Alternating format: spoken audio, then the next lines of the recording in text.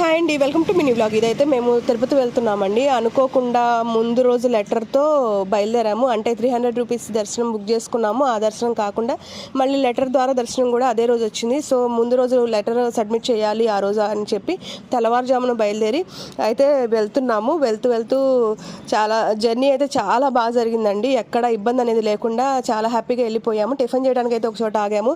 పెద్ద పెద్ద రెస్టారెంట్లో ఎక్కడ నచ్చలేదు మా ఫ్రెండ్స్కి. ఇంకా సో చిన్న రెస్టారెంట్కి, చిన్న హోటల్కి అయితే వెళ్ళి అక్కడ తినేసి వచ్చేసాము. టిఫిన్ అయితే బాగుంది. సాంబారుతో పాటు చట్నీ కూడా పోసుకోవాల్సి వచ్చింది. అదొకటే చాలా కామెడీగా అనిపించింది.